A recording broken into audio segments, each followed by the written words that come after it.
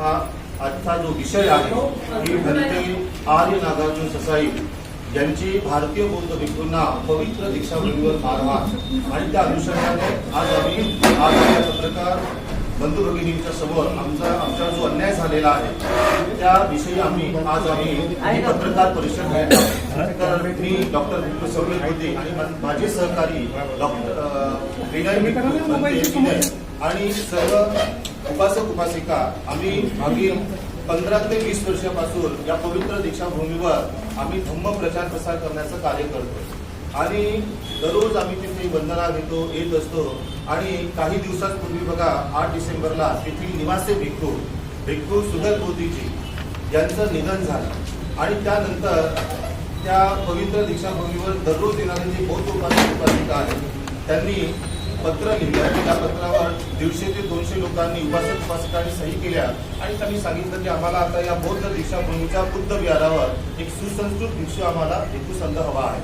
आणि आमची त्यांनी नियुक्ती केली आणि नियुक्ती करून आम्हाला हे नियुक्तीपत्र दोघांनाही दिलेलं आहे आणि ते नियुक्तीपत्र मिळाल्यानंतर दिनांक 7 म्हणजे 7 तारखेला हे नियुक्तीपत्र आम्हाला मिळालं आणि त्यानंतर 11 तारखेला जे पूज्य भंते आहे आर्य नागार्जुन ससाई त्यांच्यासोबत त्यांचे जे मित्र आहेत गार्ड सिक्युरिटी गार्ड सिद्धार्थ मस्कर त्यांचे ड्रायव्हर असे अनेक लोक 30-40 लोक आले विहारात आणि आम्हा दोघांनाही मारलं विहारामध्ये आतमध्ये आणि त्यानंतर आम्हाला धमकी दिली धमक्या केल्या आणि त्याचा जो व्हिडिओ आहे त्यांचे जे सिक्युरिटी गार्ड आहे सिद्धार्थ मस्कर त्यांनी त्याच्यामध्ये मुद्रित केला आणि त्यानंतर त्यांनी आम्हाला सांगितलं की तुम्ही हे विहार सोडून द्या मैं अध्यक्ष होता भंते जी आप कमिटी का क्या विवाद है हमें पता नहीं हमको हे पत्र मिळालं आणि आम्हाला हे पत्र मिळाल्यामुळे आम्ही इथे राहतोय तर तुम्ही चर्चा करा तर त्यानंतर जे आदरणीय स्मारक समितीचे सदस्य आहेत विलासी दत्ताटे सर यांनी पण सांगितलं की तुम्हाला तुमचा एक भिक्षू नाही आमचे 2 भिक्षू आहेत तर हा प्रसंग 11 तारखेला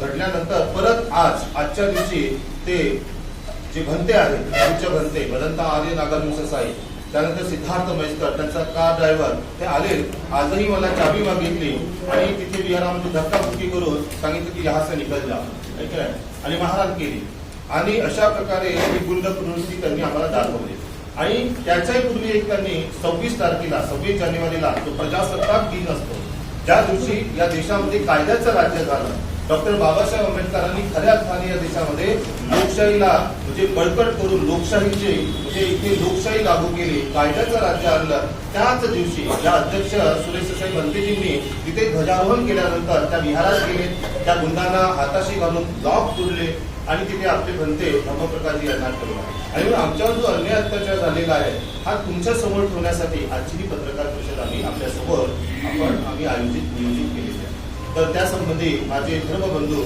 भिक्खू विनयजी सुद्धा आपल्याशी बोलतात पत्रकार बंधू भगिनींनो आताच्या ठिकाणी डॉक्टर भिक्खू सौम्य बोधीजी यांनी आपल्याला सर्वांना त्याबद्दल अवगत केलेला आहे सांगितलेलं आहे की पवित्र दीक्षाभूमी जी आहे तिथून एक समता स्वतंत्रता आणि बंधुत्वतेचा एक महान संदेश जातो आपले सर्व नागपूरवासी विदर्भवासी संबंध राज्य आणि संबंध देशभरातल्या लोकांची हे पवित्र धरोहर आहे आणि बोधिसत्व परमपूज्य डॉक्टर बाबासाहेब आंबेडकर किंवा तथागत बुद्धाचा जी विचार जे आहे हे जात धर्म पंथाच्या पलीकडे जाऊन राज्यहिताचा राष्ट्रहिताचा आणि जगाच्या हिताचं एक त्यांचं महान काम तर अशी जी पवित्र जी काही भूमी जी आहे या पवित्र भूमीवरील जे काही भिक्खू निवास जे आहे आणि ज्या भिक्खू निवासामध्ये एक आंतरराष्ट्रीय बौद्ध भाष्यकार डॉक्टर भदंत आनंद कौशल्यांचे सारखे डॉक्टर सावंगी मेदनकर सारखे असे डॉक्टरेट झालेले भिक्खू चांगल्या प्रकारचे उच्च विद्याभ्यासित भिक्खू त्या ठिकाणी राहिलेले आणि त्या विहारामध्ये भदंत भिक्खू सुगत बोधीजी यांचं गेल्या 8 जानेवारीला निधन झालं आणि निधन झाल्याच्या नंतर मग त्या ठिकाणी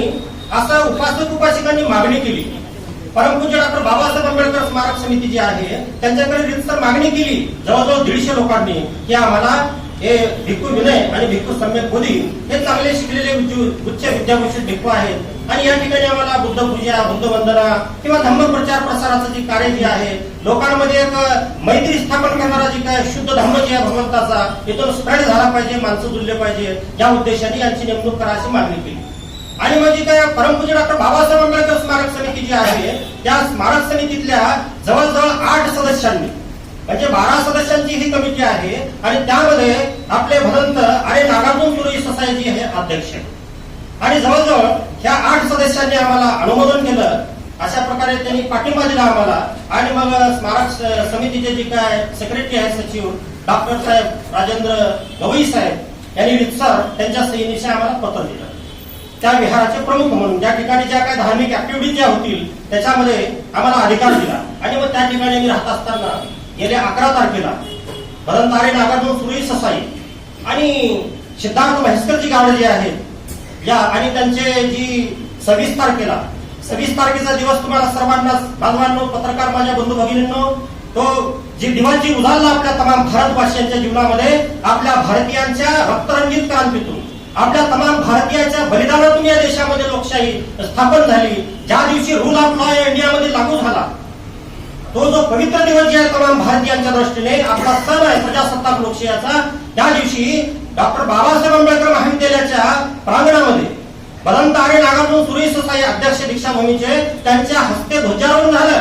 आमच्या तिरंगा झेंड्यासाठी भगतसिंग, राजगुरू, सुखदेवासारखी लोक इन्कलाब झेंडा बांधून फासावर गेले. आणि आमचं हे जी तिरंगा झेंडा जी आहे, आमची ती एक अस्मिता आहे, त्याच्याबद्दल आम्ही आमच्या प्राणाची आहुती द्यायला मागे पुढे बघत नाही. अशा ह्या ध्वजारोहण, अशा ह्या तिरंग्याचं, आमच्या राष्ट्रीय आमच्या झेंड्याचं ध्वजारोहण झाल्याच्या नंतर अरे नागार्जुन सुरई ससाई भंतेजी आणि त्यांच्या सोबत काही जे समाजकंटक जे आहेत, काही गुंड प्रवृत्तीचे जे काही लोक जे आहेत, त्या भिक्खू निवासामध्ये येऊन हातामध्ये हत्तोडी, छन्नी घेऊन जे लॉक जे आहे तिथलं तोडून त्या ठिकाणी आपल्या शिष्याला तिथे त्यांनी ठेवलं. आणि 11 तारखेला आम्ही दोघं निवासामध्ये असताना आम्हाला आर्य नागार्जुन सुरई ससाई यांनी चांगलं आम्हाला मारहाण केली. आणि मारहाण केल्याच्या नंतर जे काही गार्ड जे आहे त्यांनी सर्व चित्रीकरण त्यांच्या मोबाईलमध्ये केलेलं आहे. त्यांच्या समेत भिक्खू धम्म प्रकाश सुद्धा होते. तर पहा पत्रकार बंधू भगिनींनो, हे जे भंते आर्य नागार्जुन सुरई सोसायटी जे आहेत, हे आहेत जपानचे. तुम्हाला सर्वांना माहिती आहे हे जपानचे. ज्यावेळेस त्यांचा या देशामध्ये विजा संपला त्यावेळेस आपल्या शासनानं, आपली जी यंत्रणा जी या देशामध्ये काम करणारी, विजा संपल्याच्या नंतर त्यांना अरेस्ट झाली. आणि अरेस्ट झाल्याच्या नंतर या नागपूरवासियांनी, बौद्ध आणि आंबेडकरी समाजच नसून बऱ्याचशा काही लोकांनी सुद्धा, म्हणजे आपल्या इथं भाईचारा आपल्या धर्मामध्ये, राज्यामध्ये, आपल्या देशामध्ये आपण सर्व जाती धर्माची लोक आपल्या राष्ट्राला मोठं मानतो. राष्ट्रासाठी मरणारी खपणारी लोक आपण आहोत. इथं आपल्या विदर्भामध्ये, नागपूर शहरामध्ये आपण कायदा सुव्यवस्थेला कुठल्याही प्रकारचं गालबोट लागू न देता या ठिकाणी सुख शांतीने आपण राहणारी लोक आहोत. तर पहा यांना ज्यावेळेस अरेस्ट झाली भंतेंना, या नागपूर शहरातल्या 50,000 लोकांनी सही दिल्या, अनुमोदन दिलं त्यांना की यांच्यापासून आमच्या देशाला धोका नाही, यांच्यापासून नागपूर शहराला धोका नाही, यांच्यापासून विदर्भाला, महाराष्ट्राला, आमच्या देशाला धोका नाही, तर यांना भारतीय नागरिकत्व देण्यात यावं. हे बौद्ध धर्माचे प्रचार करणारे आहेत. ज्या लोकांनी यांच्यासाठी, म्हणजे इथं रक्त सांडलेलं आहे, ज्यांच्यासाठी जे लोक लढले, यांच्यासाठी देशाच्या शासनाकडे, केंद्र सरकारकडे मागणी केली की यांना तुम्ही नागरिकत्व द्या. आणि त्याच म्हणजे या महाराष्ट्राच्या किंवा विदर्भाच्या किंवा भारतातल्या भारतीय भिक्खूवर त्यांनी अशा प्रकारची मारहाण करून, हा अत्यंत निंदनीय हा प्रकार आहे. आम्हाला त्यांनी मारहाण करून म्हणजे तिथून आम्हाला हुसकावून लावायचं, तिथून आम्हाला हाकलून द्यायचं आणि आपल्या शिष्यांना तिथे ठेवायचं, केवळ ह्या विचारानं अशा प्रकारची गुंडगिरी आमच्यावर त्यांनी केलेली आहे. तर आमची अशा प्रकारची मागणी आहे, म्हणजे ज्या लोकांनी यांच्यासाठी लढलं, इथं नागरिकत्व मिळावं म्हणून, याच भूमिपुत्रांच्या लेकरावरती हात उजारण्याचं काम त्या पवित्र भूमीवर त्यांनी केलेलं आहे. तर आमची अशी मागणी आहे पत्रकार बंधू भगिनींनो, यांच्यावर कायदेशीर कारवाई झाली पाहिजे. आणि पवित्र बौद्धिसत्व परमपूज्य डॉक्टर बाबासाहेब आंबेडकरांची जी धम्म क्रांती भूमी आहे आणि ऐतिहासिक अशा प्रकारचं बोधी वृक्ष आहे. पत्रकार बंधू भगिनींनो, या बोधी वृक्ष जे आहे, सिद्धार्थ गौतमजी बुद्धगयेमध्ये ज्यांना बुद्धत्व प्राप्त झालं, त्याला इंटरनॅशनल हेरिटेजचा दर्जा दिला. आर्कोलॉजी डिपार्टमेंटचे जे काही अलेक्झांडर कनिंगहॅम आहेत, त्यांच्याकडे एव्हिडन्स आहे ते सारे आर्कोलॉजी डिपार्टमेंटकडे. आणि ज्याला या भारताची नसून जगाचं वर्ल्ड हेरिटेज सेंटरचा दर्जा दिला, त्या ठिकाणी सिद्धार्थ गौतमाला ज्ञान प्राप्त झालं, संभूती प्राप्त झाली, एनलाइटमेंट झाले ते. आणि तो जो पवित्र पवित्र बोधिवृक्ष जे आहे तो वृक्ष या देशामध्ये जे काय अफगाणिस्तान पासून ते म्हैसूर पर्यंत ज्यांचं राज्य होतं, एक बलाढ्याचे सम्राट होते, सम्राट अशोक. मागणी करा ना हा. काय ते मागणीवर आले होते हा, तर मागणी अशा पद्धतीनं ती जी पवित्र जी काय बोधिवृक्ष त्या भूमीवरती आहे आणि अशा प्रकारचं हे बोधिसत्व परमपूज्य डॉक्टर बाबासाहेबांच्या अस्तित्व आणि ही धम्मक्रांतीची पवित्र भूमी. तर या अशा पवित्र भूमीवरती अशा प्रकारचा जे काही निंदनीय प्रकार झालेला आहे, भारतीय भिक्खूंना मारहाण करून तिथून हुसकावून लावण्याचा प्रयत्न, भिक्खू निवासामध्ये विहारामध्ये राहण्यासाठी अडथळा निर्माण करण्याचा प्रयत्न केलेला आहे, आम्हाला हुसकावून लावण्याचा प्रयत्न केलेला आहे आणि आम्हाला जीवे मारण्याची धमकी दिलेली आहे. आणि अशा पद्धतीनं रितसर आता आम्ही पोलिसात तर तक्रार देणारच आहोत. पण पत्रकार माझ्या बंधू भगिनींना, पत्रकार म्हणजे फार मोठी ताकद आहात मानवांनो तुम्ही देशामध्ये, एक फार मोठी शक्ती आहात तुम्ही. तर अशा पद्धतीनं आमची जी काही न्याय मागणी जी आहे ती म्हणजे या संदर्भामध्ये तुम्ही 11 तारखेला. तुम्ही 10 ते 15 वर्षापासून तिथं आहात. आता नेमकी नियुक्ती करायचं काय कारण? नियुक्ती म्हणजे सुगत बोधी नावाचे भिक्खू राहत होते, त्यांचं 8 जानेवारीला निधन झालं आणि निधन झाल्याच्या नंतर आता जे काय धार्मिक ऍक्टिव्हिटी जे आहेत त्या ठिकाणी, तर ते बुद्ध वंदना असेल, बुद्ध पूजा, सुरेश ससाई भंतेजीचे त्यांच्या संघाचे अखिल भारतीय महासंघ आणि 2 भंते जे आहेत ते अखिल भारतीय भिक्खू संघाचे जे पूजनीय कौशल्यायन जगदीश काश्यप मैथनकर ही जी भिक्खू परंपरा आहे, ज्या भिक्खू परंपरेतून पूज्य भंते चंद्रमणीजी महास्तवीर यांच्याकडनं परमपूज्य डॉक्टर बाबासाहेब आंबेडकरांनी धम्मदीक्षा घेतली, त्या परंपरेचे पूज्य भिक्खू. ते ठरवलं कोणी नेमकं म्हणजे एक आणि दोन्ही भरती अशा तुम्ही म्हणजे दुसऱ्या गटाचे भिक्खू आहात. आम्ही कुठल्याही गटाचे नाही, आम्ही भिक्खू संघ म्हणजे भगवान बुद्धाचा संघ आहे. इथे कुठल्याही प्रकारचा आम्ही भेदभेद करत नाही, हा भेद त्या लोकांनी केलेला आहे. मारामारी होण्याचं कारण काय? म्हणजे मुख्य म्हणजे मारामारी होण्याचं कारण की त्यांना स्वतःचे भिक्षू हवे आहेत, त्यांना स्वतःची मक्तेदारी हवी आहे, त्यांना स्वतःची हुकुमशाही हवी आहे. समाजात चर्चा नाही झाली का किंवा आम्हाला हे पत्र आहे? त्यांनी डायरेक्ट मारायला सुरुवात केली. पत्र नाही, दाखवा. पण हे ठरवलं कोणी की त्यांचे बनतेची हे म्हणजे नेमकं काय हे म्हणजे त्यांनीच ठरवलेलं आहे. आम्ही तर पत्र दिलं त्यांना.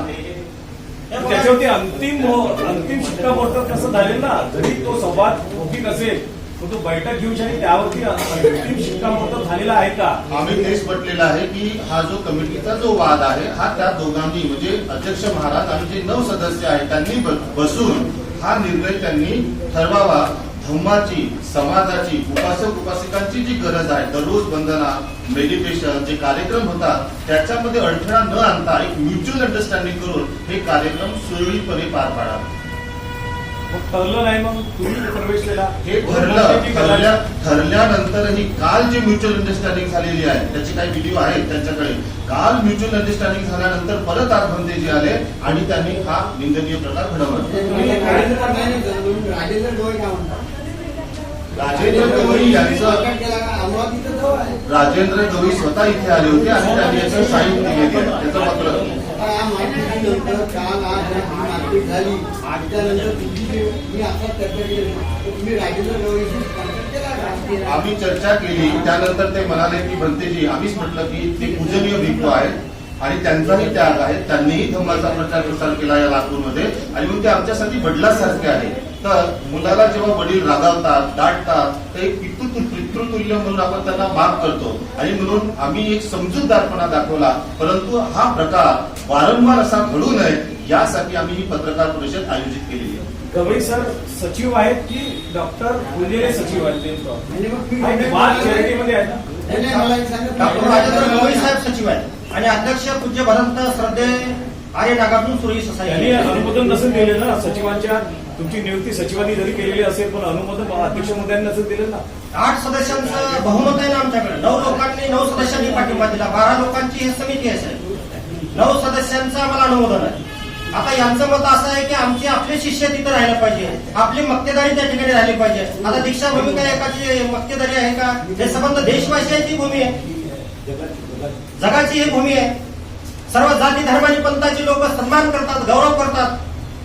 ज्या दिवशी या देशात कायद्याचं राज्य स्थापन झालं त्या दिवशी तुम्ही लोकशाहीची हत्या करता. राजेंद्र डोळे तुमचं बोलणं काय झालं आणि त्यांनी काय म्हणतात हे तर सांगा मला. तुमची चर्चा झाली का?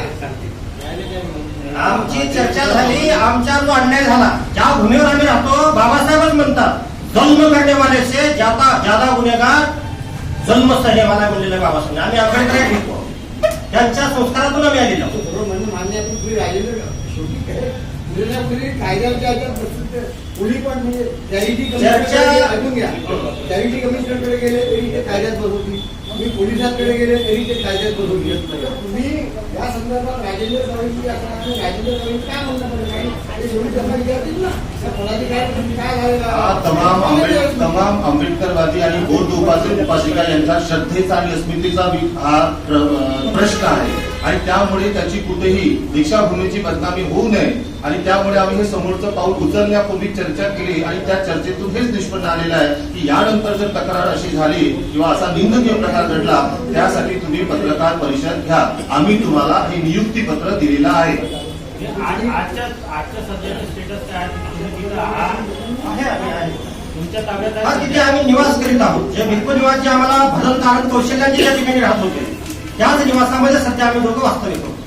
पण आता तुम्ही काम करून घेतली त्याची बदनामी नाही होणार तुम्ही उद्या छापल्याला लागल्यानंतर किंवा आणि उद्या आमच्या जर जीवाचं बरं वाईट जर काही झालं तर या राज्यातल्या विदर्भातल्या पत्रकार बांधवांना माहित पाहिजे ना देशाच्या.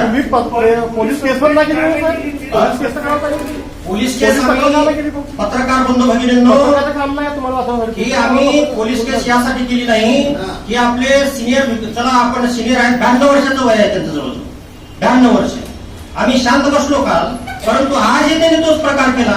दररोज जर असा प्रकारचा हुसकान लावण्याचा प्रयत्न राहण्यासंदर्भामध्ये अडथळा आणण्याचा प्रयत्न धर्मप्रचार प्रसार करण्याला तिथे खोडा घालण्याचा प्रयत्न जर करीत असतील तर कुठं तर पाऊल उचललं पाहिजे.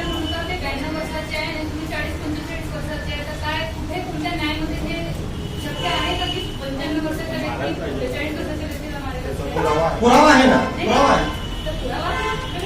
पुरावा आहे. अंतर्गत वाद आहे त्याची तुम्ही बळी ठरले असं वाटत नाही का?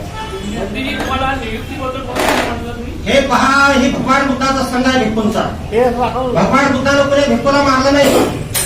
भिक्खूला मारहाण करता येत नाही. पानाची पाता वेरमणी हे सील आहे. आय विल नॉट बघा व्हिडिओ हे आजच्या आहे का अच्छा. आणि ही ताकद आहे. नाही पण अंतर्गत वादाची तुम्ही बळी ठरतात ना. आम्ही काय म्हणतो भट्टीला हे तुम्ही कमिटीचा काय आहे तुमचं बघा अंतर्गत वाद पण आम्हाला कशाला मारता.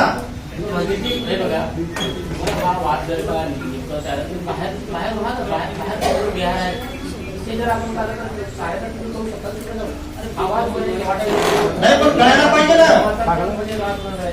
नाही, कळायला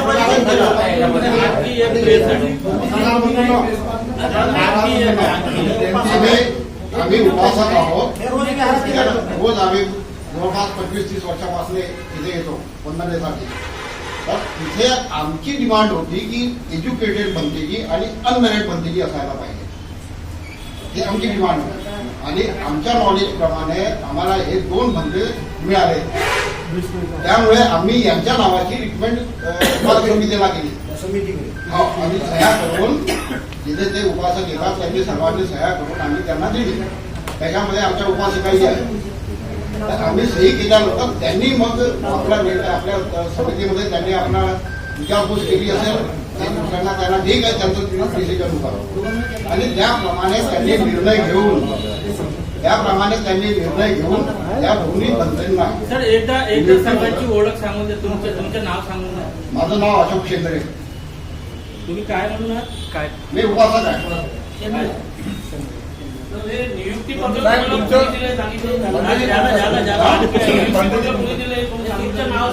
हे फुजेले साहेबांच्या सहीने सचिव फुजेले आहेत. सॉरी फुजेले नाही आपला गवई सरांच्या सही दिवशी ते नियुक्ती पत्र यांना दिलेलं आहे.